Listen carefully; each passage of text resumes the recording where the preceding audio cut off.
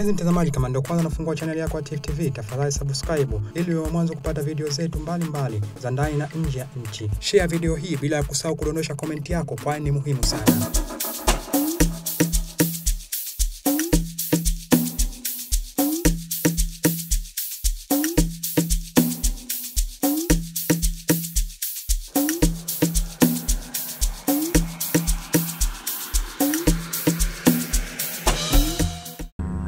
Kama tunavyojua, Serikali ya Mapinduzi ya Zanzibar imefanya mageuzi makubwa katika sekta ya ujenzi hapa nchini kwa kujenga miundombinu ya kisasa ya majengo katika sekta zote za uchumi pamoja na huduma za jamii.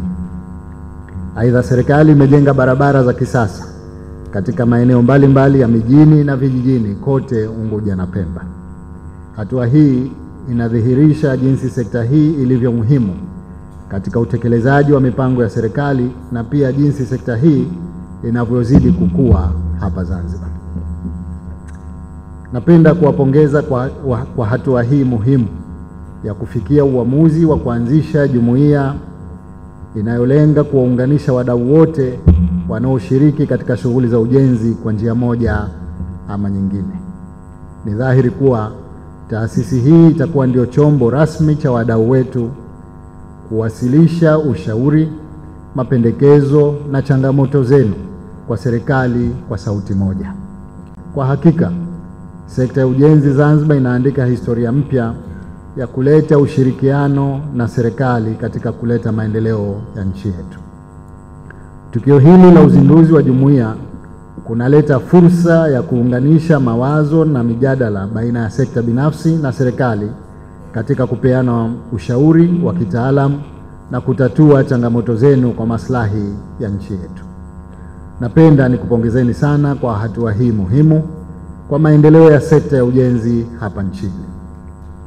Napenda nikuhakikishieni kuwa serikali itaendelea kushirikiana na wadau wote wa sekta ya ujenzi ili sekta hii izidi kuongeza mchango wake katika kuchochea maendeleo ya nchi yetu. Nimezisikia changamoto zenu zilizoelezwa kwenye risala. Napenda kuahidi kwamba serikali itazifanyia kazi changamoto zote zilizoelezwa na zitakazojitokeza baada hapa katika kuzitatua ili kukidhi malengo ya uanzishwaji wa jumuiya hii. Kulikuwa kuna changamoto ya ukosefu wa mitaji. Napenda kuwaelekeza uongozi wa Wizara ya Ujenzi pamoja na bodi ya wakandarasi kuwaunganisha watendaji wa jumuiya pamoja na taasisi za kifedha kwa ajili ya kupata mikopo, lakini vile vile kama ilivyoshauriwa hapa, ni muhimu tuangalie namna ya kuweza kuunda mifuko mbalimbali ya kuwasaidia wadau wa sekta hii.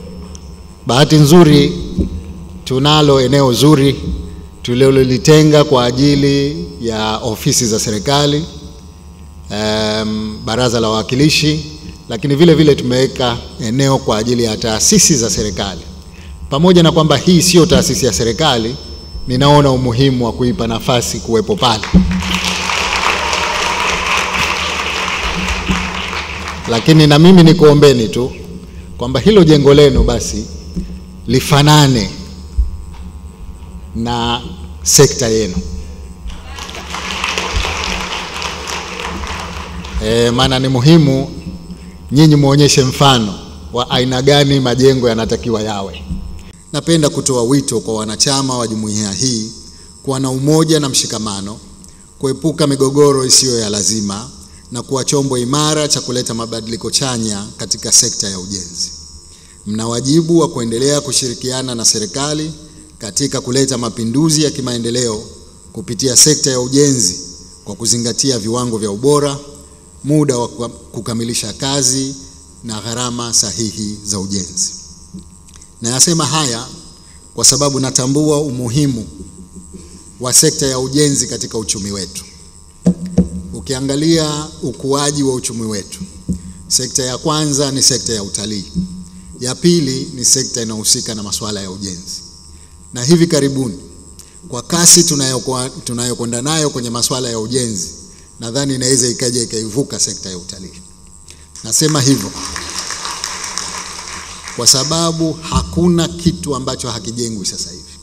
Iwe viwanja vya ndege, iwe bandari zetu, iwe barabara, iwe skuli, iwe hospitali, alimradi kila pahali panajengwa.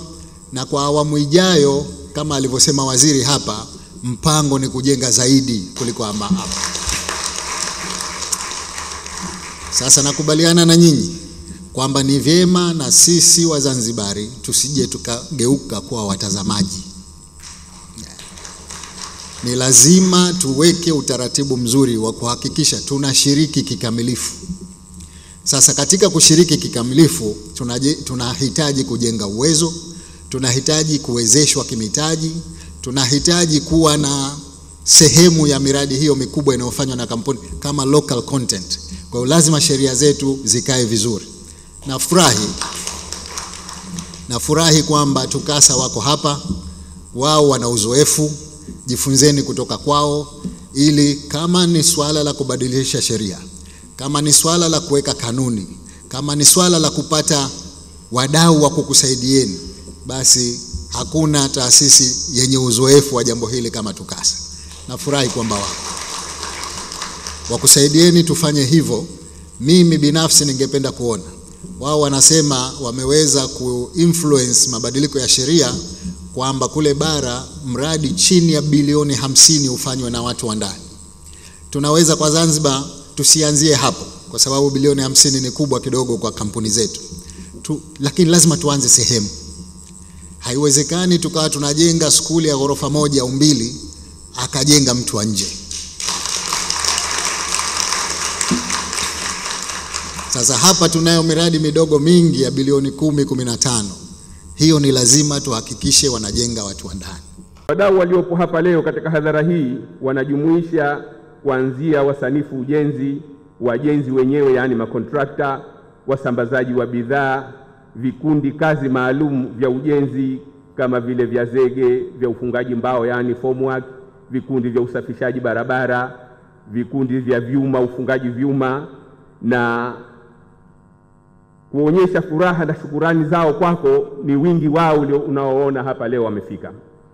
Mheshimiwa mgeni rasmi, jumuiya hii imeanzishwa kwa dhamira ya kuimarisha ushirikiano kwa wadau wote wa sekta ya ujenzi ili waweze kuwa na sauti moja na waweze kushirikiana vizuri zaidi na serikali katika kuendeleza sekta hii.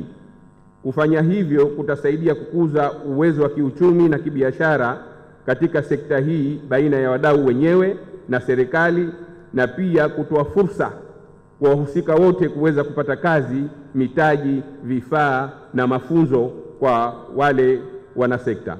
Pia umoja huu utasaidia kukuza uwezo wa kitaalamu na kiutendaji baina yao na kuhakikisha mchango wa wadau hasa wazalendo katika maendeleo ya ujenzi unakuwa imara zaidi na kuonekana kwa uwazi zaidi.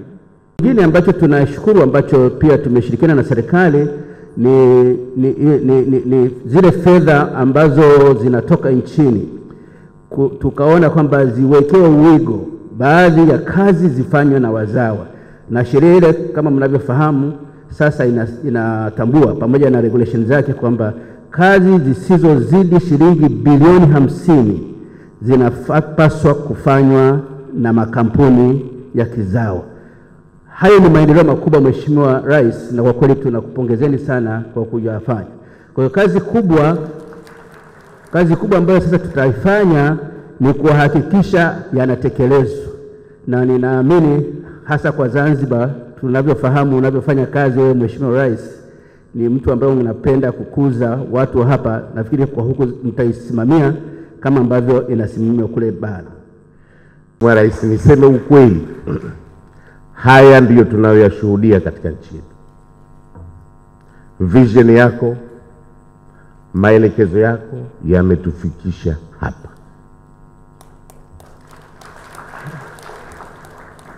Na hakuna asiyejua hilo. Lakini wako wengine wachache, labda chuki, labda hasada, ambayo ni maradhi makubwa sana.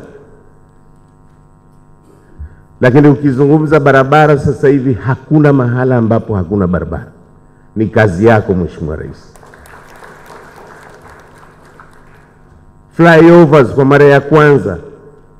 Ni kazi kubwa sana umefanya katika kipindi hichi.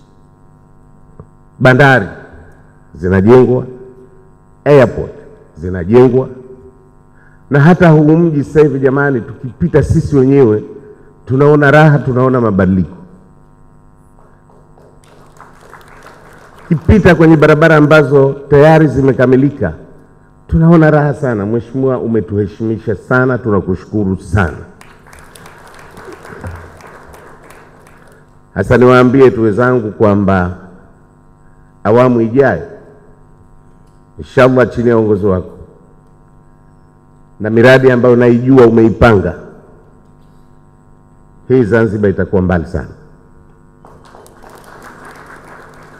Ujenzi wa madaraja, interchange ulizozikusudia kuzijenga, madaraja ya Chwaka kule Chwaka Charawe, lakini kazi kubwa ya ujenzi wa mahospitali, maskuli uliodhamiria kuyajenga, na ndani ya ilani ijayo kuna barabara zaidi ya kilomita 800 umekusudia kuzijenga katika nchi hii. Sasa hivi tunajenga karibu kilomita 1000, zaidi ya 1000 hivi sasa, wakati ilani ilisema tujenge kilomita 196.7. Mheshimiwa, kuifungua sekta hii ndio maana tunaona pia tunafunguka kuwa na hizi jumuiya.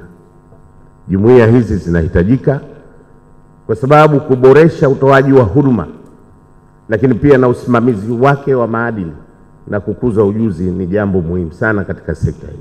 Tifu TV inakupatia video mbalimbali kutoka ndani na nje ya nchi. Tafadhali endelea kutufuatilia kupitia channel yetu ya Tifu TV, YouTube, Facebook, Twitter na Instagram. Bila kusahau kudondosha comment yako, kwani ni muhimu sana. Tifu TV tupo kijamii zaidi.